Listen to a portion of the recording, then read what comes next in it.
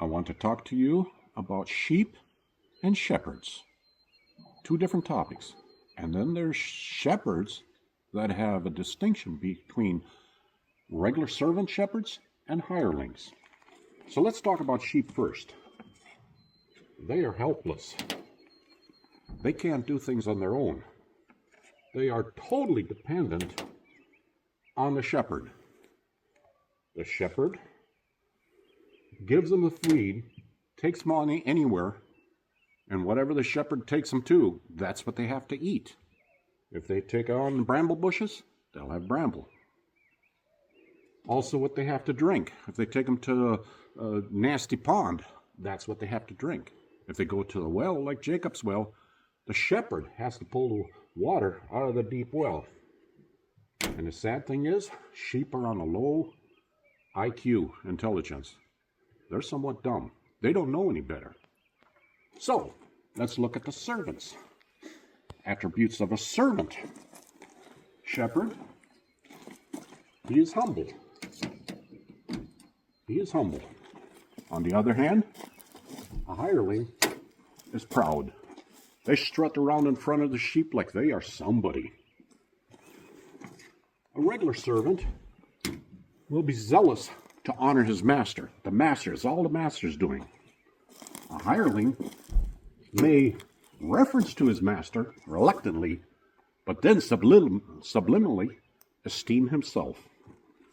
A servant shepherd will provide nourishment, dictated or demanded by his master. We take a look at this here.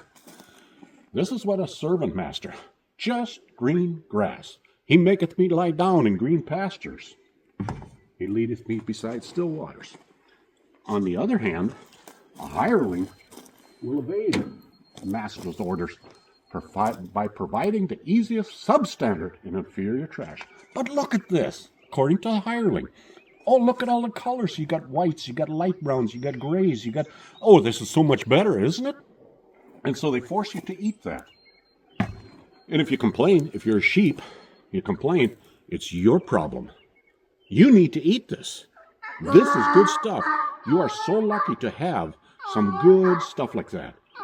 And then you need to back off. And so when you back off, sheep start getting sick, then we have a problem.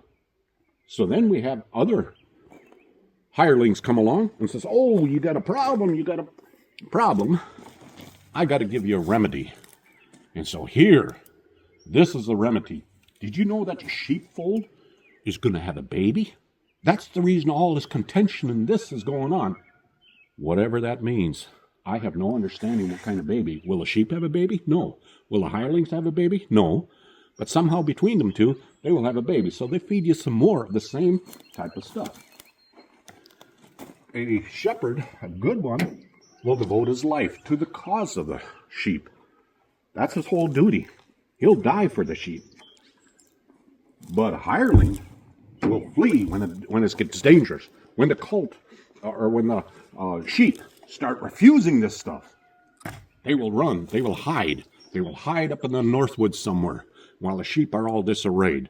A good servant, never expecting any personal gain. Never expecting any personal gain. A good servant. On the other hand, a hireling is looking to always be number one. I am the best. After they flee and they come back, they want to still be number one. A servant will honor and deflect his praise, all to his master. It's all because of the master. The master is the one that's in charge here. The master is the one that gives me all this duty.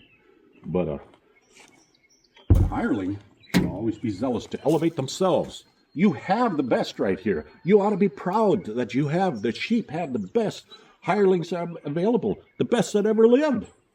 So here, servant shepherd will diligently seek the sheep that stray away. On the other hand, a hireling, they will speak evil of any sheep that go astray. Oh, they're ugly. They were mean. They were mean-spirited. Glad they're gone. That's what a hireling would talk about. If a servant has food and clothing, he is content. On the other hand, a hireling is totally discontent with just the basics. They need like $1 million home. They need a pension of $150,000 or whatever. It's all about discontentment there. A good servant doesn't need recognition or status.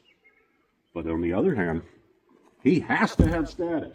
If he flees out in the Northwoods and comes back, he wants the same status. He has to have that status. That's what he rules on. He needs top-notch respect. Here, a regular good servant never begs or demands money. I'm doing it all for my master. But here, this is all because of money. Absolutely requires money. The sheep is a commodity. Their own talk, the hirelings talk, when they talk a little bit, that's commodity. If you want to hear what they say, you have to pay for it. Maybe $100, maybe $200, you have to pay for it. So it's all about that. So the question comes down. Have you dealt with a servant shepherd that feeds you good green grass? Or have you fed on this with a hireling constantly depicting their own self-esteem? The hireling, it talks about being they come to steal. They steal you from this. They kill you spiritually, and they destroy you eternally. So now you got to figure out, the sheep are kind of dumb, but they can hear a voice. They identify a voice, the voice that they've always heard, but they can't distinguish if it's good or bad. You got to make that decision. The sheep's got to make that decision. So thank you.